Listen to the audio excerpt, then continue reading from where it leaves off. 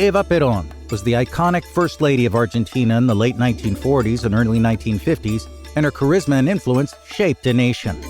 Loved by many, she faced a tragic end when cancer claimed her life in 1952. But the story didn't end there. In the chaos that followed her husband's political downfall, Eva's body disappeared. She became a political pawn in a turbulent time, and her remains crisscrossed secret locations, and they were lost for 16 years. The body of the wife of a president vanished. Fast forward to 1971, when her body was discovered in a crypt in Italy under a false name. Why was it hidden? Who was behind the Vanishing Act? The mystery echoes through history, and you're going to have a hard time believing the twists and turns that went on even after the body was found. The story gets stranger, and you might just find yourself shaking your head more than once before this ride is over. Let's unravel the enigma of Eva Perón's missing body. Friends, welcome to the Mysteries of Latin America podcast. I'm Andrew Colon, your host, and this week I'm telling the highly unusual story of how Eva Perón's body disappeared for 16 years. For those of you who might not recognize the name of Eva Perón, you might remember the hit Broadway musical Evita, later made into a movie starring Madonna as Evita. They were both based on the iconic character of Eva Perón, who was affectionately known as Evita by her legions of fans and followers. Evita was a pivotal figure in Argentina. Rising from humble beginnings, she became the wife of President Juan Perón and the First Lady of Argentina in 1946. She dedicated herself to social justice causes, championing the rights of the working class and women. Her charisma and impassioned speeches resonated with the masses, solidifying her as a symbol of hope and empowerment. Eva played a crucial role in the establishment of social welfare programs and the expansion of women's rights.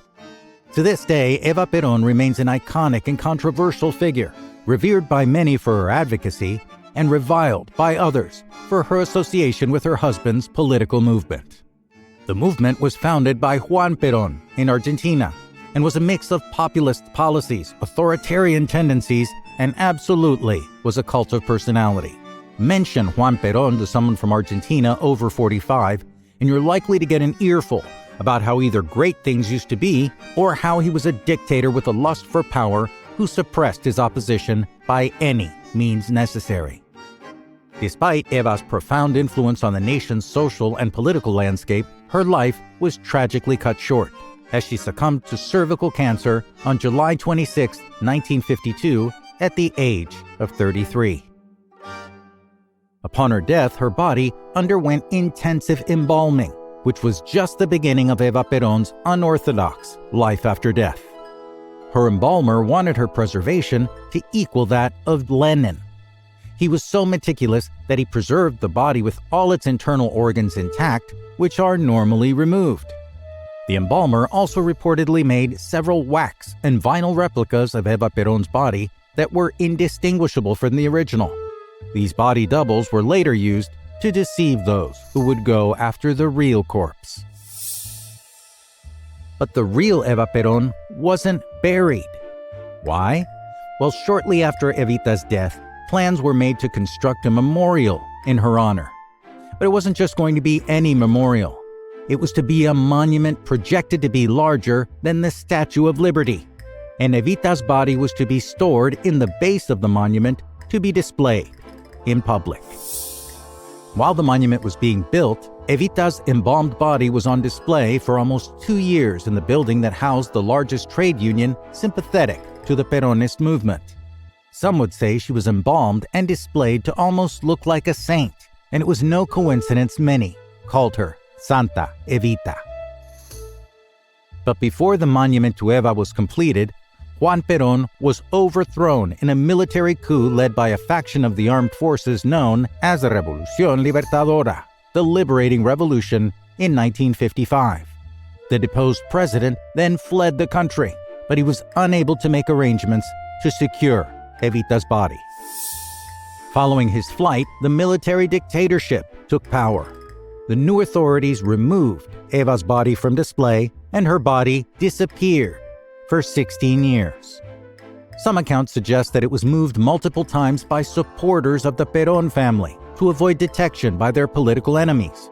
However, most people agree today that the new group in power hid the body to lessen her influence on the people of Argentina, who would use her body and image to rally against the new government. The exact locations and individuals involved in hiding her body, though, remained shrouded in secrecy. But not for forever, and not without even more anomalies. After being moved to a number of military installations in Buenos Aires not long after the coup, Eva Perón's body ended up in the house of an army major who stored it in his attic under some old papers. But the body had to be moved again after the major mysteriously shot his wife. Now, to those of you listening who are unfamiliar with Argentina during this time, the military dictatorship was marked by mass political instability, human rights abuses, and a series of other coups that significantly shaped the country's history. During this period, political opposition was suppressed, civil liberties were restricted, and dissent was met with censorship and repression, and culminated with the establishment of the infamous junta, a new military dictatorship that waged a brutal campaign against perceived political opponents, left-wing activists, and anyone deemed a threat to the regime. This period was known as the Dirty War and witnessed widespread human rights abuses, including forced disappearances, torture, and executions. Within the chaos of years of this political instability, the mystery surrounding Eva Perón's missing body persisted until 1971, when investigators thought they had finally uncovered her remains in a crypt in Italy. Forensic experts then confirmed the identity of the remains as the body of Eva Perón. Her body was found under the false name of Maria Maggi, adding a layer of intrigue to this already complex story. The discovery raised questions about who was behind the concealment and what motivated them to hide it in a foreign country. It would eventually be revealed that in 1957, it was the military that sent the body to Italy and buried it in secret. The enigma reached its climax when on September 11, 1971, Eva Perón's body was exhumed from the crypt in Italy. The delicate process was carried out with a high degree of precision, as the body had already undergone damage prior to it being buried in the crypt. Finally, 2 months later, on November 11, 1971, Eva Perón's body was flown not to Argentina, but rather to Madrid, Spain, where her exiled husband Juan Perón lived with his new wife Isabel, and they kept the corpse in their home. It was reported that Isabel dutifully combed Eva's hair every day in daily devotion. At first, they decided to keep the embalmed body in, of all places, their dining room, near the table, while Juan Perón built a shrine for the body in their attic. In 1973, though, Juan Perón came out of exile and returned to Argentina, where he became president for the third time and died in office in 1974. Juan Perón's third wife, Isabel, who had been elected vice president when her husband came back to be president, succeeded Perón and had Eva Perón's body returned to Argentina to be displayed beside her husband's corpse. Eva's body was later buried in the Duarte family tomb in La Recoleta Cemetery in Buenos Aires. Later, Argentine governments took elaborate measures to make Eva Perón's tomb secure. The tomb's marble floor has a trap door that leads to a compartment containing 2 coffins. Under that compartment is a second trap door and a second compartment. That is where Eva Perón's coffin rests, as far as we know. In life, Eva Perón was a symbol and an icon to the poor people of Argentina. Her body, however, was such a powerful symbol that instead of being able to rest in peace following her death, everyone tried to control it. The discovery and repatriation of Eva Perón's body brought closure to a chapter of Argentine history fraught with political turbulence. The event underscored the enduring legacy of a woman who, even in death, remained the center of a gripping tale that unfolded against a backdrop of power struggles and top secrecy. Friends, thanks so much for listening to this latest episode of the Mysteries of Latin America. I think I might just have to pop open a bottle of Argentine Malbec wine and raise a glass to you and to the iconic Eva Perón. If you enjoyed the podcast, subscribe, follow, and share it on YouTube, Spotify, Apple, and iTunes, iHeartRadio, and everywhere else you're listening to us. Let's do this again next week.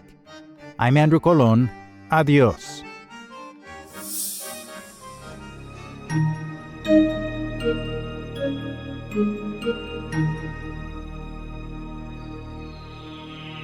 Thank you.